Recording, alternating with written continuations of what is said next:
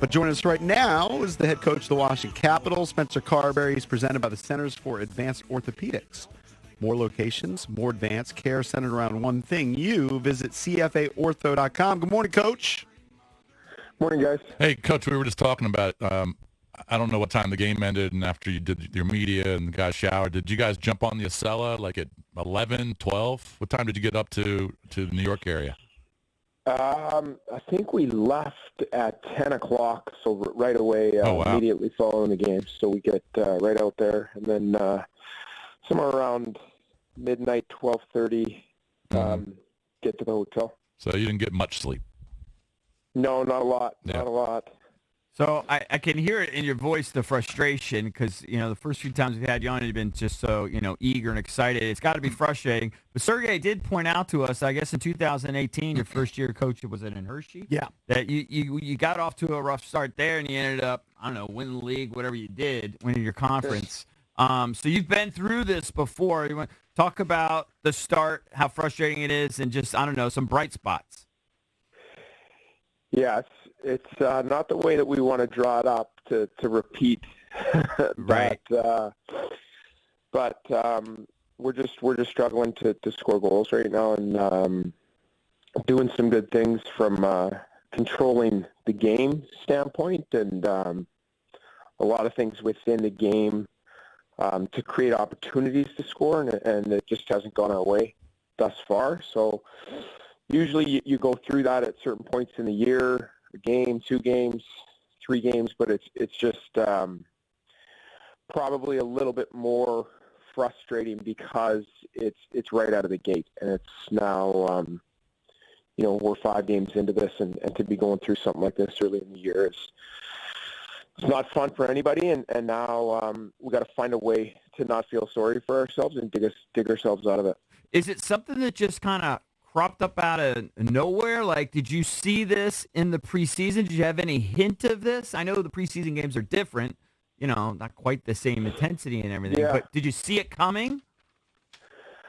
No, to be dead honest with you, no, not at all. I thought our game in the preseason was good, and you just, for some of our personnel to not be on the board yet with a goal, you would never draw that up. You couldn't bet on that in Vegas if you tried. You go down the list of guys that are still looking to get on the board, the Tom Wilsons of the world, TJ Oshie, Backstrom, Kuznetsov. O gets his first one last night. But we're real snake bitten, and like I said, usually that comes with a few players at a time. That's always going to happen. That's a part of sports. Not every single guy, or if every guy is feeling it, you're probably going on a pretty good run. But right now, we just cannot find the back of the net with our entire group. So, Coach, big-time jump in Ovi shots last night. He had 7 in the first period. That's the most shots by any player in any period so far in the NHL this year. He winds up with 14 on the night. As you mentioned, he scored on the power play. So taking an L isn't great, but getting Ovi more involved in the offense, that jump-starting it, that can't be a bad thing. Yeah, he was dominant last night, I thought. Right from that first power play, just an attack mindset, and you could tell right away he was not deferring last night. And any opportunity that he got, he was attacking and setting the tone for our group. So I thought last night probably, again, as crazy as it is, and nobody wants to hear anything about playing well. Like, I thought that's probably one of our best games, if not, going back through the film, our best game of the year, and we lose 4-1. Mm-hmm. So you go, what the hell? Mm-hmm. And he drove that. Like, he like you said, right away from the start of the game, the shot volume, attacking, getting to the net. Like, even the goal that's disallowed, for me, that's when you watch that, that's someone that's in desperation mode, like flying into the net, trying to get the puck in there. He goes barreling in there. They end up disallowing the goal, but it just shows you, like, he literally was ready to go through the end wall to try to get that puck across the line. And I thought he led the way last night. Talking to Spencer Carbery, coach of the Washington Capitals, they fall last night 4-1. So I was looking at a stat that I'm not familiar with, and maybe you can explain it. It's an analytics, and it basically says that you guys are the second unluckiest team in the league. Your PDO is .945. Do you know that term? Can you explain it to us? It just essentially means that your expected goals. So how's the best way to explain it? So as you go through a game, computers and they can chart where you're shooting the puck from, where the puck's moving from point A to point B, and the opportunities that you're getting towards the net, so your shots, and how they're coming. Like, is it coming off 2 passes? Is it a pass across the middle? Is it a shot with a screen? You know, all of that stuff's taken into account. So they can compute essentially what you should, and that's the real, in parentheses, should score any given night. You should score 3.6 goals or 2.4. If you don't have a great night, you probably like 1.2 expected goals. So what that means is we're probably up in the, whatever it is, I want to say around 3.5 expected goals last night, and probably through the 5 games it's probably right around that number. I haven't checked this morning. And you're giving up, what are we expected to give up? So on the other side of it defensively, so let's say it's at 2.8. So you're a goal and a half ahead, but at the end of the day you're losing games, or not. You're not hitting that target or that expected goals, and then you're giving up more than what's expected. Does that make any sense? Yeah, no, but it could tell you that maybe you're playing better than the actual scores. I mean, you guys outshot them 37-17 last night. Like, typically, if you're out shooting your opponent 37-17, I got to believe you win. Yeah, and that's like, it's a broken record, but it's the frustrating part of it, especially for our guys. Is when you're trying to do the right things, when you're playing the right way, when you're digging in and doing all these things that we're asking, and you're not rewarded, it's extremely frustrating. So we just got to find a way. We got to find something that just sparks us and gets us going and turns our year around a little bit to give our group some confidence and give us a little bit of swagger.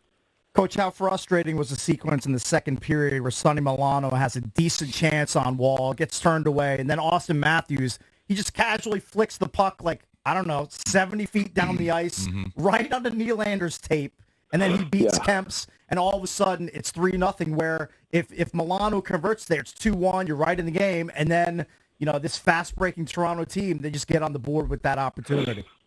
Yeah, unfortunately, I've been witness to that over the last 2 years on the other side of having the luxury of those guys. They're world-class players like Austin and Willie, John Tavares, Mitch Marner, and that's in this league. There's those moments in a game where it's one way and it looks like it's in your favor and you look like you're doing all the right things, and then a real world-class player gets a puck, and Will Nylander makes a hell of a play and uses his speed, protects the puck, elevates the finish there to go upstairs. Yeah, that's what those guys are capable of. They're some of the best players in the world, so that's they make a big play at a big moment, and it puts us in a real hole. Coach, so Darcy's numbers, I mean, you know this, they're not great right now, just the numbers. He's at about 87% save percentage, which ranks 41st right now. 15 goals allowed, but I don't know, is that mostly on Darcy? Is he off to a slow start too, or these defensive breakdowns? Combination of both. I didn't think Darcy, that was his best last night. I thought the first goal squeaked through armpit on him there. Even the Nylander goal, like, you would like to, because he's got some pressure, you would like him to be able to challenge there and make a big save in that moment. So I think it's a little bit of a combination of both.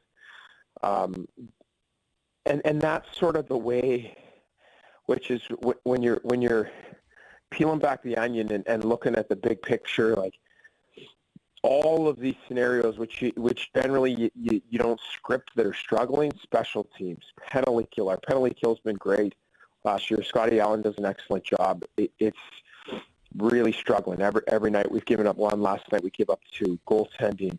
Like, you just go down the list. Power play gets on the board. I thought it was the best it's been all year last night. but hadn't scored up to yes. So it's just like everything you go down in these boxes, you're just trying to plug holes right now, and that's the way it's gone for us this year. But like I said, we're not going to feel sorry for ourselves. We've got to find a way to change the momentum in all these different departments. So, and Darcy's not going to go tonight, right? Hunter Shepard's going to go. Can you tell us about him? Yeah, Shep, he's going to get his first NHL start tonight. Great opportunity. He's earned it. He's been in the organization for a few years in the minor leagues in Hershey, won the Calder Cup last year. And he's not your prototypical traditional 6'3". He's a smaller guy that has come from college, has come the long route, someone that you pull for. He's battled his whole career, and just the one common thread that he's had, or that he's proven and continued to do, is he's won at every level. And he just continues to prove people wrong. So it's a good chance for him to play his first NHL game tonight. So I'm excited for him, and he's worked his butt off for a lot of years for this moment. Coach, no rest for the weary, right back at it tonight. 2 puck drops in just about 25 hours as you're in Jersey tonight. Jack Hughes is a stud. He leads the Devils in points, goals, and assists. How tough is that back-to-back night turnaround, especially coming off a loss? Yeah, we're going to find out for our group. This is our first of the year. So I would like to think, they're in the same situation as well. They played last night too. So, coming into here, and this is, we got to show the resiliency of our group. And in difficult circumstances, in difficult moments, whether it's a back-to-back, whether we're trailing in the game, whether our season has gotten off to not the start that we had hoped, we need to find out some answers here from our group. We need to dig in tonight against a really good team and find a way and push through, and not go the other way to where I'm too tired, or this just isn't going my way. So I'm just gonna I got 75% tonight, because that's not going to be good enough, and that's not our group. That's not the character of our group. So I would like to think that we'll respond tonight, and you'll see a very, very hungry, determined group tonight against New Jersey.